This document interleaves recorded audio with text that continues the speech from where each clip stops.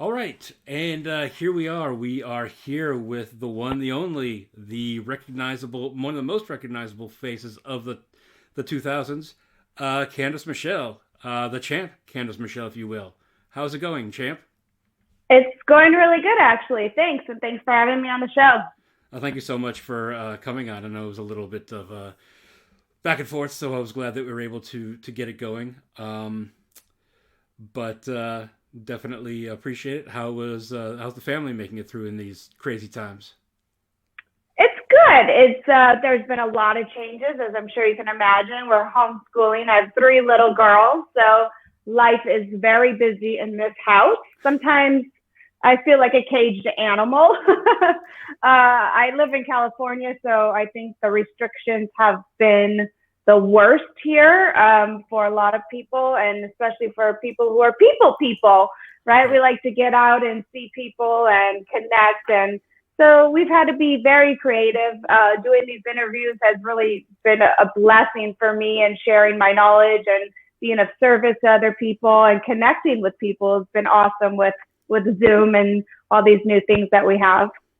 Yeah, 'cause I know, like, seeing you at a couple of the conventions over the years and things like that, it felt like that was kind of the only, it might have been one of the few chances that you had to do that, and now, you have methods like this. Yeah, it's really given people a chance to be really creative. The promoters of this business have just been phenomenal, in my opinion, and getting a lot of these signings going online and virtual. And a benefit of that is you actually get to spend a little bit more time with the fans. They can ask a few more questions, nobody's rushed. And so there's definitely been gifts of the situation. That's awesome. So we'll go ahead and just get started and start at the beginning. You started out acting and doing some film and TV shows. When you first heard about the Diva Search, how did that happen? Well, my agent called me, and normally I was called in for modeling auditions from this agent. And I remember him calling. He was like, "Hey, Candice, I got this audition," and he was like really downplaying it. He's like, "Well, the WWE, well, they're doing this Diva Search," but then he got excited about the reward. He's like, "But the winner's going to get $100,000 in a 1 year contract." And in my mind, I'm like, heck yeah, I'm interested. I mean, I grew up on wrestling. I watched it every Monday night. I had a Hulk Hogan doll instead of a Barbie doll. And I'll never forget that moment, because I was like, is this actually going to come full circle? Like, for me, when I watched as a child, that was like, when you watch a cartoon and there's superheroes, and you can't be those people. I didn't know there's a wrestling school and you could train to be a wrestler and you could actually be that. So when all of a sudden it hit me, like, wow, like I could maybe be one of these superstars. And so it was a great opportunity for me. We're of the same generation. You just mentioned Hulk Hogan. Who were some of your other favorites? Hulk Hogan, Randy Savage. I remember high-fiving the Bushwhackers, Jake the Snake Roberts, Miss Elizabeth, the icons, I guess, in my eyes, because that was Right. my era. Yeah, definitely. I'm in that same era. I my early one was getting the salute from Sergeant Slaughter. Yeah. Um, a lot of those Diva Search contestants, they received contracts, but few of them had the longevity that you did. But you're one of the more successful contestants, and actually the first to win a championship. At what point during that were you offered a contract? After the audition, when I was cut, I think I made it somewhere in the top 10, like 7 or 8, and I was cut somewhere around there. And matter of fact, I was devastated. Coming from the modeling industry, getting cut is something that I did every day. I auditioned daily. You get used to that feeling. But when the job is perfect for you, and you get cut, it stung. And I think it was maybe about a month later that they called me and said, "Hey, we really liked you. We want to offer you a contract," and that's history. Yeah, and I know I actually, and I guess we saw you, and you were kind of like, to me as a fan, I was like, it's one of the people from the Diva Search, but there they are Mm-hmm. doing the volleyball at SummerSlam or the dodgeball at SummerSlam and things like that. But I think where you really first gained your notoriety was from being the GoDaddy girl, the original GoDaddy girl, which led to you being on Howard Stern, which was actually where I first heard you because Oh, I'm a fan of the show, of that show, and yeah. in that interview, which I actually re-listened to recently in preparation for this, he mentioned that you were that you had been signed to the WWE. So, how did this whole GoDaddy and all that come about? And was there any backlash in the locker room? Because I think you debuted on TV just a couple of weeks after this. Well, actually, I signed with WWE before the GoDaddy commercial. Oh, was it? Okay. And because I was on a Hollywood contract, I had a different contract than most wrestlers. So I had certain things that were exempt in my contract that I was allowed to do still in Hollywood. We were the first generation of having those kind of contracts even exist in the company.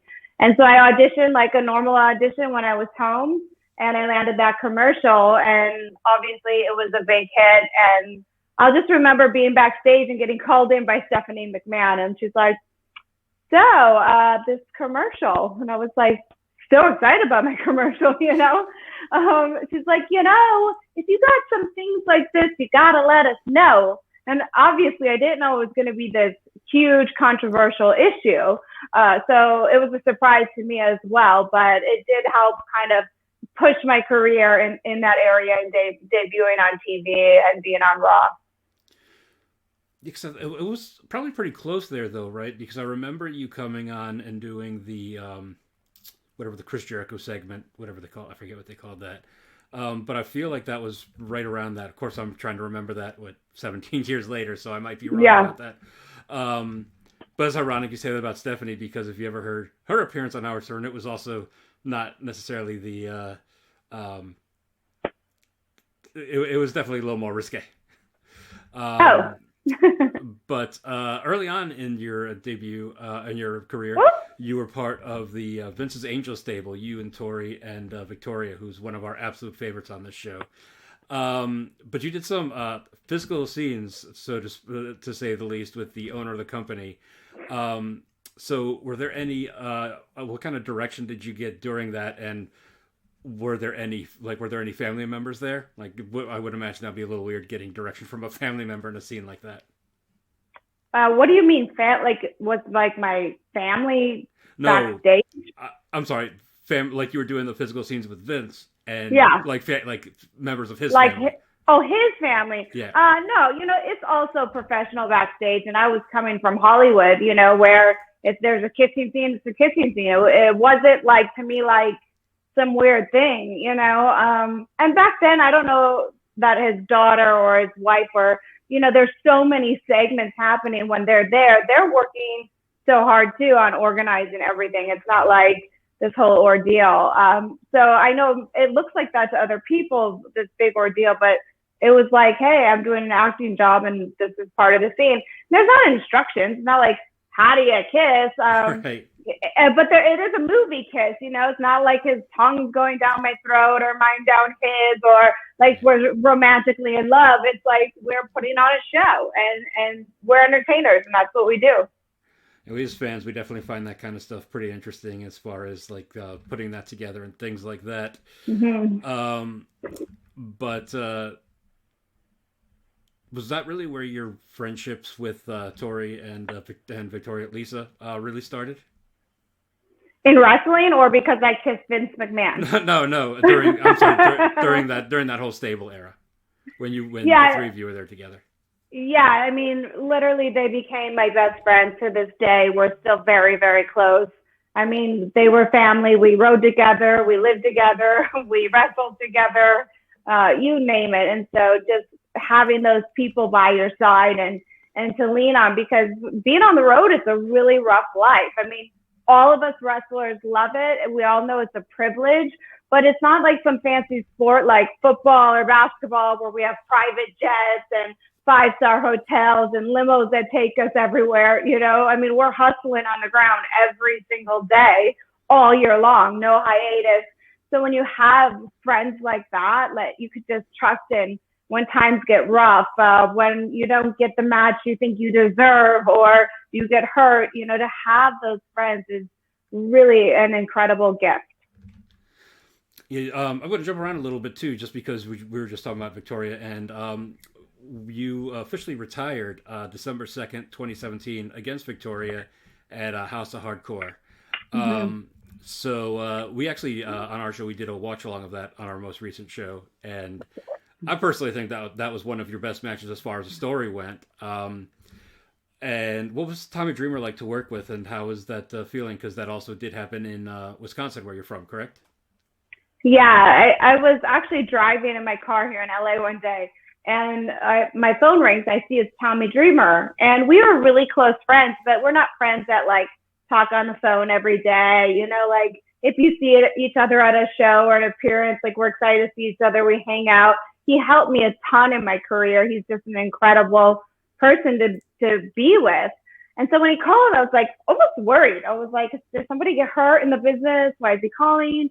And I answer, and he's like, so, what do you think about one final match? And I was like, it had been 10 years since I'd wrestled at that time. And I was like, what do you mean? And he said something really, really important to me that I never thought about. He said, well, I think you deserve the opportunity to say goodbye to the fans. And he said, I think the fans deserve the right for you to wrestle one more time so they can say goodbye. And I thought, wow, like I never really thought about it. You know, you work so hard to get support from the fans, to love you or hate you, whichever way it's going. And there was no goodbye. It's just one day it's just done. It's just taken away. And to do it in my hometown, and he asked, you know, you can wrestle whoever you want. And he was trying to make it really easy for me because he knew I hadn't been in the ring in a decade. So he's like, maybe you could do like a intergender match, you know, tag team. That way, like all the weight doesn't fall on my shoulders for the match. And I was like, you know, you just know in your gut what you're supposed to do. Right. And I was like, I think I'm supposed to do a singles match. And he's like, are you sure? And I was like, yes. And so I said, you know, I would love to wrestle against Victoria because she, in my opinion, is the most underrated female superstar. She's incredible. She's helped pave the way. She's an incredible wrestler. I know she could help carry me in the match because she was still wrestling. And so I called on my dear friend Rikishi, who has a school here in Los Angeles. And I just went in and started training again. And literally, I probably cried every single day. It hurts so bad when you haven't done it in 10 years. Right.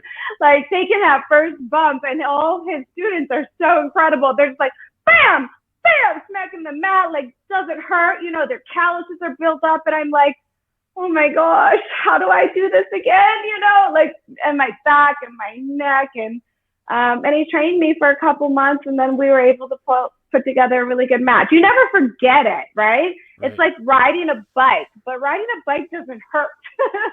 You know, taking a bump on the mat, you know, after a decade, that can sting a little bit, you know? Yeah, definitely. Well, I don't know that personally, but I can only imagine because I tried to ride a bike recently and fell off it. So, you know. Well, then you know what I felt like. Exactly. Maybe on a lower level. How was it seeing Victoria in the Royal Rumble a few weeks ago? I was so happy for her. She's just been a super loyal wrestling fan. She loves her fans. She's so dedicated to the business. And I think it was time for her to get a little more recognition for everything she's done. So seeing her come out was awesome. I'm so proud of her. We just absolutely love her on the show. And Mark, my co-host, we were texting the day of the Royal Rumble, and he texted me a picture of her, and he's like, this would be awesome if she was here. And I'm like, that's not going to happen. She hasn't been on the show in, what, like 15 years or so, or however long it was. But we were actually talking at one of the conventions a couple of years ago, and definitely I feel like in the era of people from that time that could be coaches now, like she's like number one, and I never really understood why she why we didn't really see much of her after she left TNA, because she definitely had the chops, but it was definitely good to see her there. Have you ever been contacted about being in the Royal Rumble? I haven't actually. Just this last one that came up, there was all this controversy online about they promoted that I was coming back, and people thought that I no-showed WWE. So I came and I did some podcast interviews about it, and I was like, I don't always make the cut, but I always make the headline. But I just wasn't asked, and so it wasn't me not going because I didn't want to go. It just I didn't make this cut this time. So they advertised you and they didn't ask you? Yeah, apparently. Really? Yeah. That's weird. Okay. Yeah, no, because the same thing happened with Carlito, and you two were definitely conspicuous by your absence because, they listed off all these legends, and some of them were like, that's a legend, but then I'm like, well, Candice and Victoria, like those are Victoria, Carlito. Those are names that I definitely want to see because we hadn't seen them in so long. Yeah. Save your appearance in 2019 where you won the 24/7 title. 24/7 title. Yep. What was that like coming back and doing that? Actually, it's kind of my favorite title because what I do now as a champ coach and motivating people to find their own champ in themselves is people don't see the work you do behind the scenes, right? Like nobody knows what I've been doing for the last decade. They don't see the training and the learning and the researching and the creating of new programs. And so when I went there, I just assumed I'd be like most of the times as they put these legends into a pre-tape, all kind of smushed together. You're lucky if you say anything, and maybe you have a couple seconds of TV time, So I kind of went into it more like, I love this company. I love wrestling. I love the superstars there. It's a night where I get to go and see everybody and say hi and just be a part of this event. And so when they told me that was going to happen, it was one of those moments for me where I was like, if you just put in the work and you keep training, that these moments come up. And I just talk about how you got to train 24/7. If you want to have a six-pack, if that's your champ dream, if you want to be a father or have a good marriage, like, you got to train at that stuff every single day. And so to win that title was really, really special and really meaningful to me, more than just winning the title, which is already a really cool accomplishment. Yeah, definitely. And I've been following a lot of your stuff over there at CandiceMichelle.com. So definitely your motivational speaking, and there's TED Talks out there, things like that, we're definitely going to get some use out of. But when you won that 24/7 title, the 3 count was done by Melina, who, of course, you have somewhat of an interesting past with. You at Vengeance 2007, you won the Divas title from her. But the stories over the years have been that you had a little bit of a, I guess for lack of a better term, contentious relationship with Melina. Yeah, she wasn't always the easiest person to work with. I don't know that she had respect for me back then, and that had to be earned. We butt heads.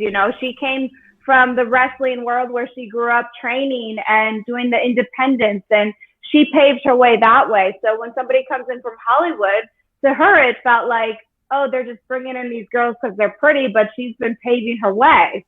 But when in reality, I paved my way in a different way, like moving to Los Angeles, audition after audition, all the work that I did out here, it was paving my way, but it's different, And so when those two worlds collide, it's kind of hard to understand a different perspective, So for her to lose that title to me, it was hard. And we had our battles and our challenges.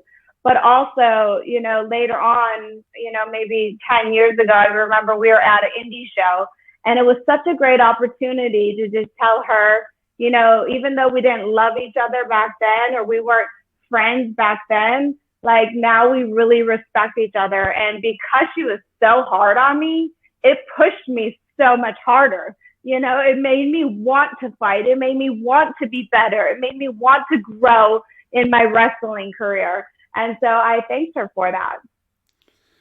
So you guys are seemingly pretty good at this point?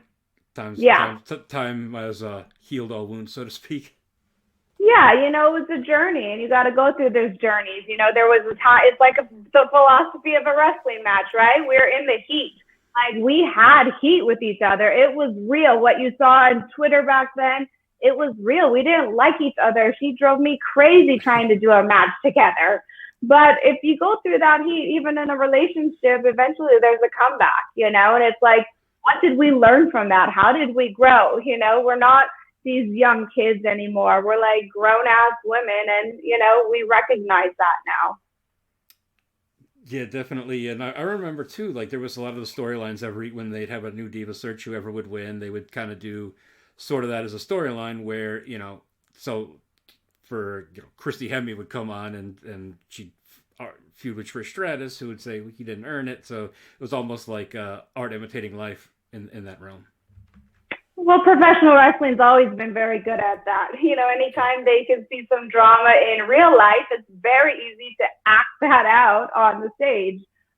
Some people love it, some people don't, but it's kind of genius that they do it.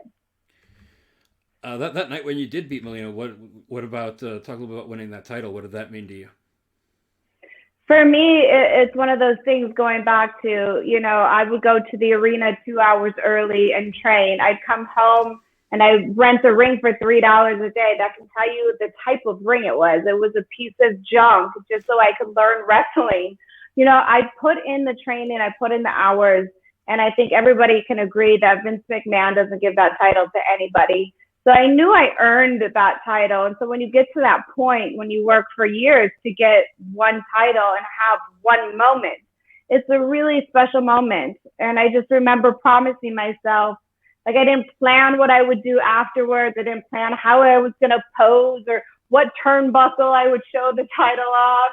I just promised myself to be in the moment, like to enjoy all that hard work, because that moment lasts for a moment, and I'll never forget the famous photo that's out there. I'm on the turnbuckle and I'm holding the title up and my shirt has been completely ripped off.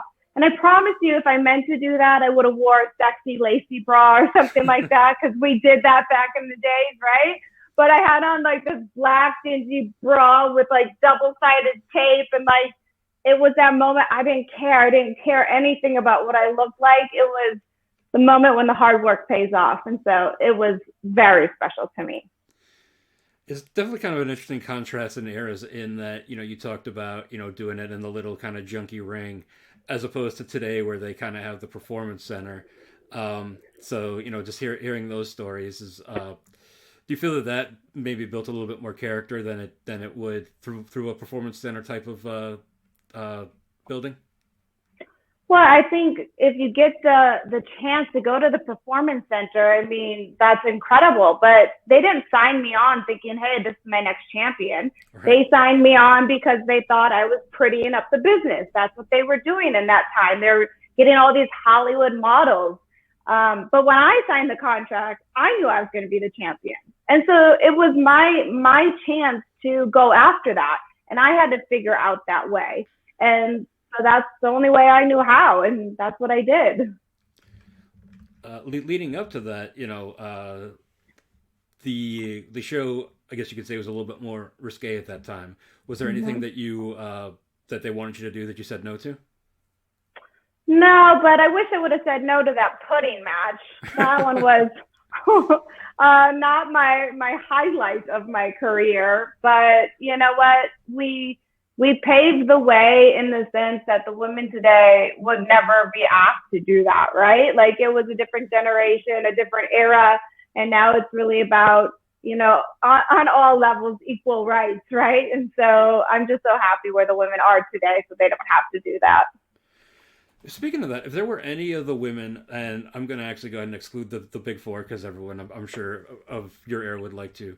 If there's anyone from today's era that you would like to wrestle, so I'm going to exclude, Charlotte, Bayley, Sasha Banks, and Becky Lynch, because obviously those are probably some of the main ones that you'd want to get in the ring with. Who is someone that you would want to have a match with, and who do you enjoy watching the most?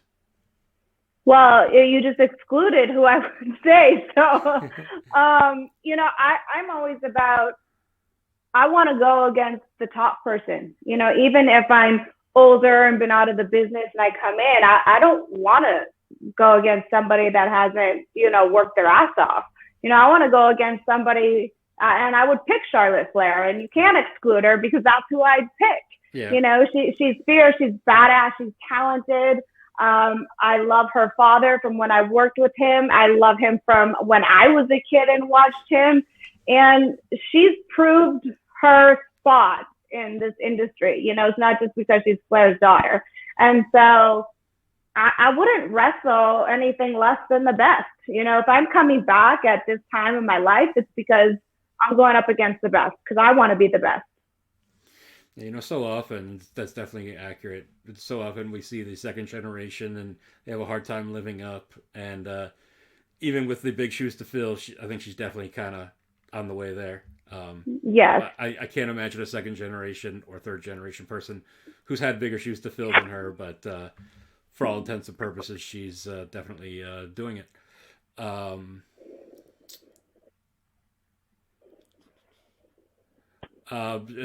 Leading up to 2009, you were drafted to SmackDown, and just a couple months after that, you were released. What led to that?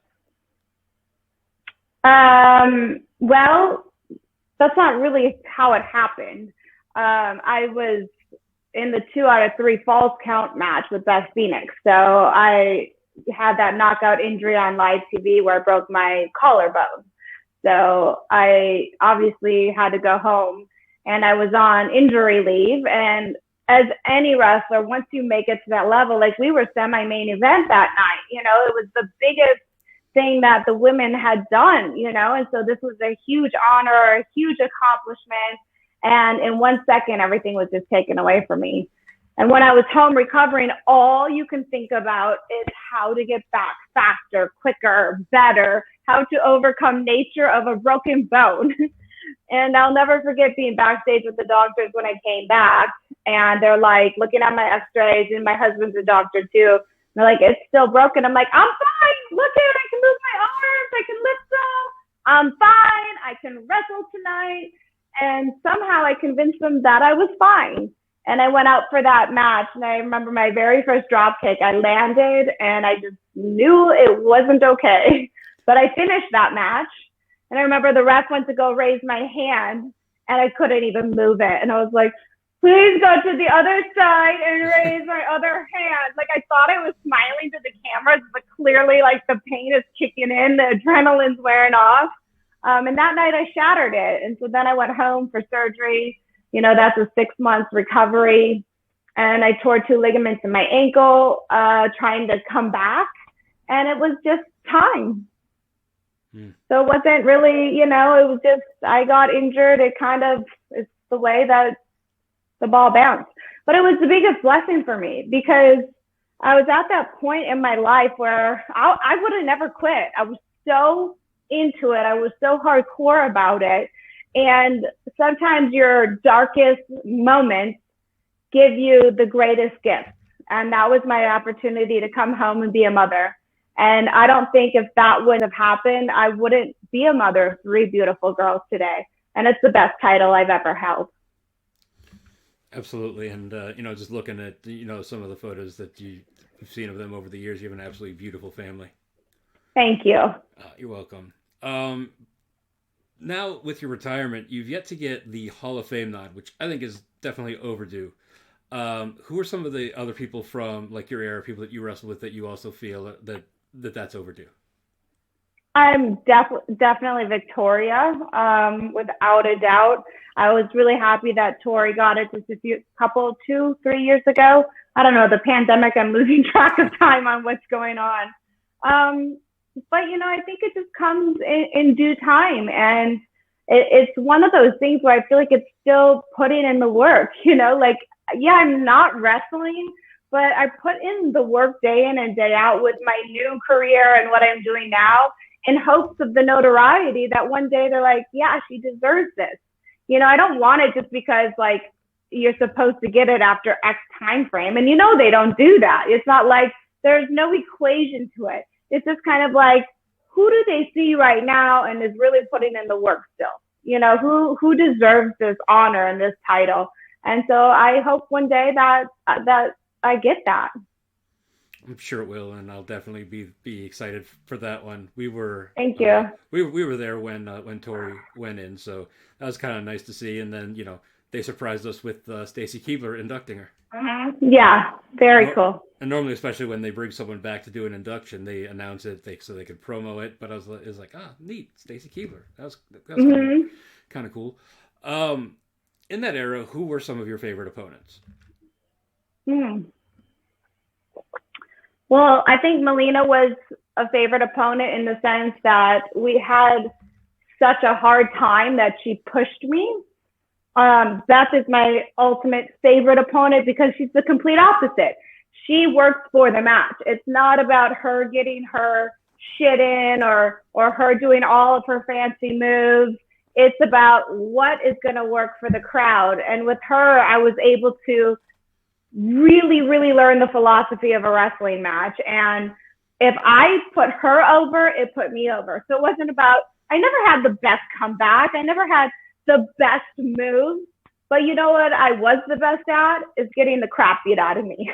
Like, I could sell the shit out of her beating me up. Right. And that made her look really good, which in turn got people to fight for me because in life, we all get the crap beat out of us. I mean, how many people are feeling that right now in this pandemic? Maybe you lost your job. Maybe you lost friendship. I know so many people that lost friendships and marriages and suicides at an all-time high. Like, everybody's in the heat right now. But if you can get good at that, you know that the comeback's always coming. So whenever I'm in the heat, we're all in the heat at some point, right? That's life. Like, nobody lives a life with no sadness, no sorrow, no drama. Like, we all do. But every time I'm in it, I'm like, all right, this comeback's going to be real good because this feels like crap right now. And so I just look at things differently. It always turns around, for sure. Talking about Beth and what she does to help everyone else look good. Now it's actually her turn to do that some more on commentary. Have you had a chance to see much of her commentary? What do you think about how she's doing that with that? Honestly, I don't get to watch it very much with the life I'm living and homeschooling and all that stuff. But I can't imagine that she's not incredible. I mean, she lives, eats, and breathes the business. She looks just as good as she did, over a decade ago, probably even better. It's like fine wine, the more you age, the better you get. You get wiser, you get smarter. And so I think it's a blessing that they have her back for that. We still get her in the ring on occasion too, and she definitely doesn't look like she's missed any steps there. Yeah. From your era, like the 2000, I'll say like 2003 to 2009 era, of those that aren't still active, who do you think would have fit in best with the current crop of women in wrestling? Oh, honey, I can't even think of dates like that. That question, you gotta name some people. I'm not a dates person, from this date to this date, so I don't even know how to answer that. I guess more of along the lines of the people that you worked with. Obviously Mickey's still in there, but we've talked a lot about Victoria today. I'm brain farting myself. Blah, blah. How about the next question? Because we're running out of time, honey. We've got about 5 minutes. Yeah. So let's definitely get into it. We talked a little bit about Champ. What are you doing over there at CandiceMichelle.com? Well, so what I do is actually we just started a YouTube channel called The Good Champs. My husband is the good chiropractor, and obviously I've been known as being the champ. And we're building a federation of like-minded people who like to kick ass to live their life like a party. Now that sounds cool, but what do we really mean? It's just about all the training we do day in and day out, and we're sharing this with everybody because we all want to have a party.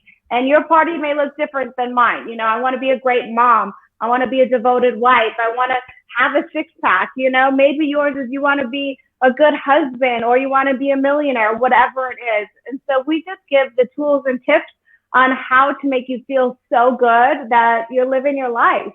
And so that's what we're really working on now. But I've created programs, the 21-Day Champ program, motivational coaching and speaking. And so just trying to be a beneficial presence on the planet.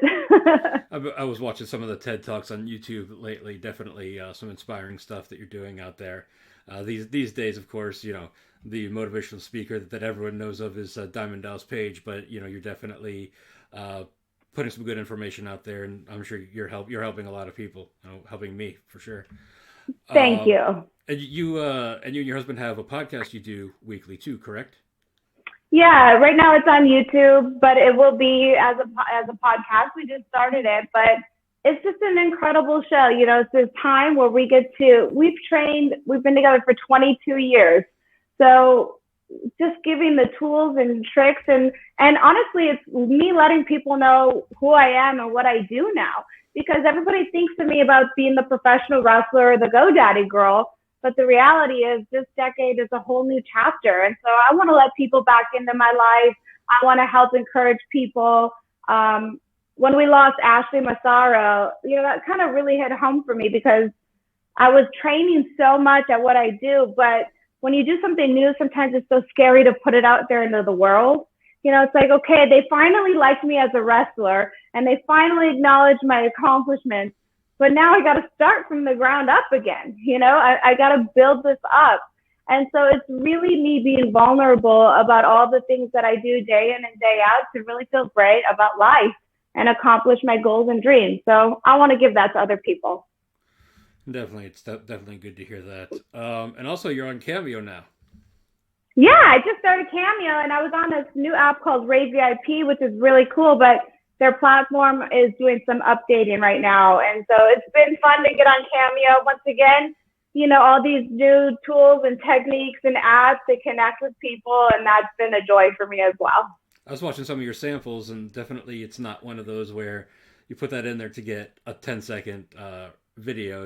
There's Yeah. some that you've done there that were like 2-3 minutes long. So definitely looks like, without seeing the request that you got, but it looks like you're kind of just someone saying, "Hey, I want to know about this and this," and you're just answering all of them there for them. So that's great. So you can Yeah. check her out on Cameo at cameo.com/Candice Michelle for the price of $50. So definitely a reasonable price there. And I also just want to give you the chance to plug your Twitter and Instagram. I have you at Twitter at Diva Candice M, and on Instagram at Mrs._Candice_Michelle. Correct. Yes. So please check me out, and I hope I can be of service to everybody. Absolutely. And is there before we go, is there anything else that you want everyone to know? Ooh. I think my lasting thought, and I always do this on my cameos too, is I like to end them with a little bit of motivation. And my favorite saying that I've created is champs train, losers complain.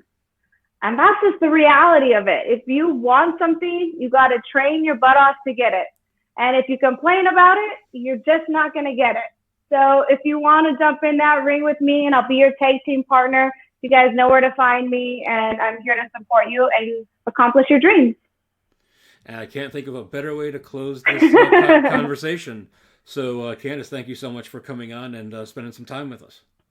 Thank you so much. Have a great day. You too. Bye. Bye.